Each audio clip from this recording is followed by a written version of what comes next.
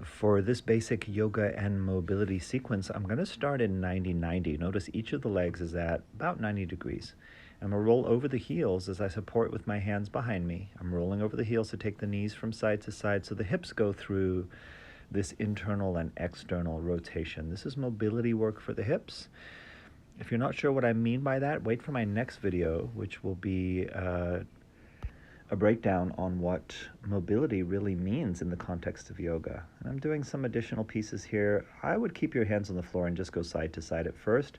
And then the next time you watch this, maybe try the second thing. And then the next time, maybe try the third. Be really careful and gradual. Let your body adapt. So on the hands and knees now, I'm going into arching and rounding, the familiar cat-cow sequence from yoga. But I'm also really trying to focus on getting that fluid wave motion through my whole spine and feeling the connection between hips and head and ribs and shoulders and spine as I move.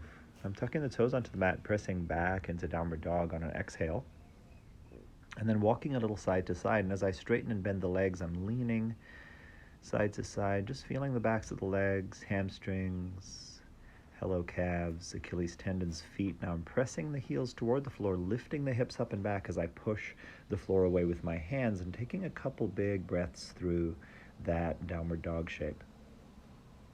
On an exhale, I'm floating the knees down, bringing the hands way out in front of me, so when I put my forehead down, my hips are still up in the air. So figure out your knee and your hand placement here so the hips can stay up and lean back, chest pressing down, breathing into your shoulders and your chest. This is a great place to sigh the breath out.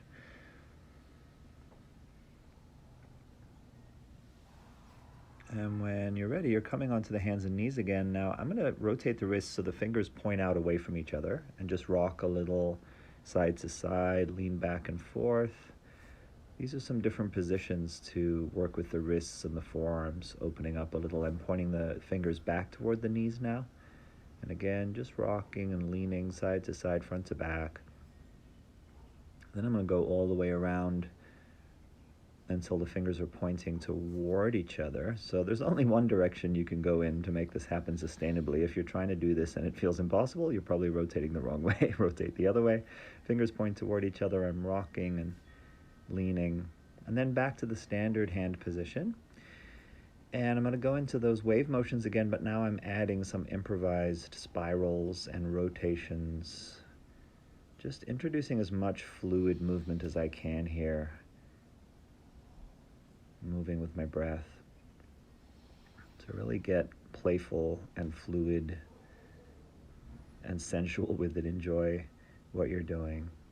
And we're going to go back to downward dog again. Walk a little side to side. Feel the whole shape of the body as you lean and walk. And then as the heels press toward the floor, this time I'm really going to try and pick my toes up off the mat at the same time. That's hard to do. It takes a little time to work up to it for most people.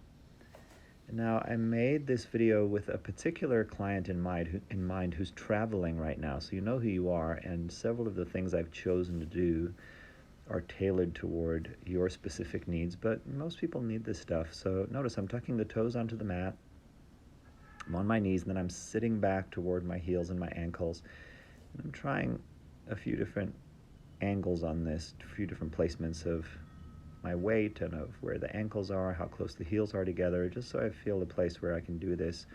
Be careful with it, breathe deeply. And then we're coming onto the back to do some hip work. So first I'm going to cross the left ankle onto the right thigh. I'm going to take the left arm through between the legs, clasping hands on the right leg to add some active range mobility training here. So it's not just a passive hip stretch, which is fine, but to add an extra little bit of action here. As you draw the right knee in with the arms, press the left knee away from your chest, just using the thigh and hip muscles. Don't press on the left leg with your left arm. Just use your hip and your thigh to actively push against that right leg as you're drawing it in with your arms and hands. And that can get pretty intense. Breathe deeply into it. Keep the toes drawn back on both feet here. And do this for longer than I'm doing it. I have time constraints because of the video, so some of these stretches in this little segment here I'll do for less time. You should do it for more time. Now I put the right foot on the floor and I'm taking that left leg up and down, Kind of warming up the hamstrings and getting the sciatic nerve gliding through the tissue. Now I have the leg straight. You could clasp on your thigh or your calf or your ankle. You could use a strap or a towel here if you need to.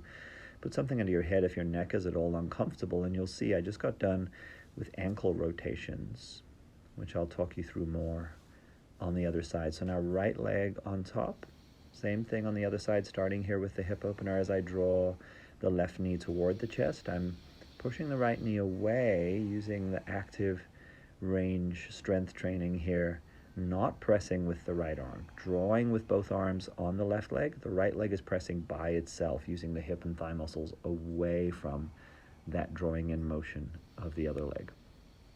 Nice deep breaths here, sigh it out anytime. Stay present with yourself as patiently and kindly as you can. Be in a kind of curious, process-oriented exploration, noticing sensations and feelings and whatever's on your mind. It's all good. It's all part of it. Now straightening and bending again, the hamstrings and the sciatic nerve, and then you can hold on wherever you like. And notice I'm doing the big circles through the ankle, pointing and flexing and spreading and scrunching the toes, making big circles in both directions. Again, do this longer than I'm doing it. Get into the experience. Breathe deeply. This is my one precious body. I'm coming into the neutral position with feet flat and knees bent. You'll notice the little unwinding wave motions happening here. I'm not doing this. I'm doing something called the two-part exhale, where I tilt back the face and exhale in two parts through the mouth, and then I'm just letting the innate unwinding intelligence of the body kind of melt stress and release tension. This is sometimes referred to as being Kundalini phenomena. You can think about it many different ways. I think of it as the body rebalancing, your system rebalancing, your body unwinding, and sometimes there'll be sort of emotions and memories and thoughts that go along with it. Now I'm swaying side to side here. I have the feet wider apart than the hips on the floor, so I can really get through that full rotation. Again, it's similar to what we did at the very beginning. And yep, hello belly button.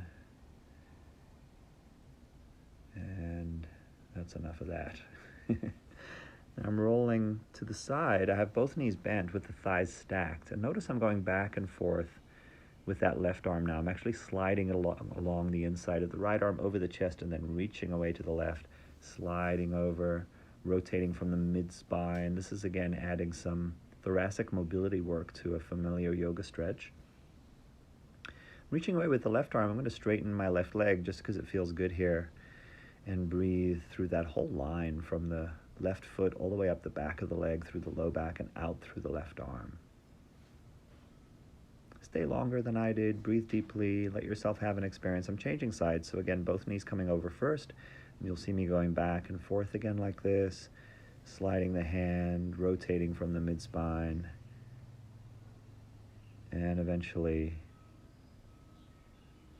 I'll just reach away with that right arm.